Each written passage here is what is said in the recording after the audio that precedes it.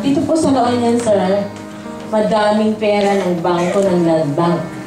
Kaya lang, sabi nila, walang umuutang na taga La Union. Kasi nga, hindi nila alam kung mayaman yung taga La Union o yung mga papeles o document na i-require nila.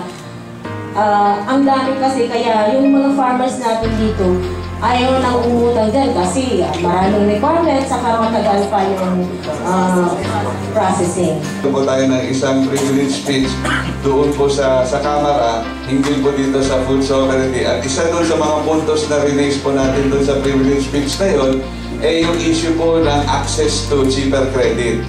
Alam po natin na meron na po tinatagang na mga ahensya at mga institusyon ng ating pamahalaan, particularly yung Land Bank and the Development Bank of the Philippines, na dapat po sila po ang mag-a-address talaga nitong kakulangan ng credit facilities. Hindi po sapat para sa isang magsasaka kung nabigyan po siya ng katiting na lupa, lugar, hindi po yun sapat para siya na po ang mamahala.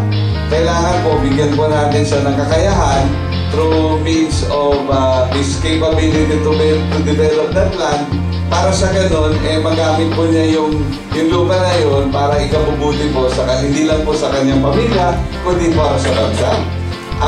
Ang kailangan siguro isipin ng ating magsasaka, ibahin po nila ang kaisipan nila na they should not consider themselves purely as food producers, but they should consider themselves now as really businessmen and entrepreneurs. So kailangan kumikita sila in the entire value chain, and that includes finding opportunities for cheaper credit.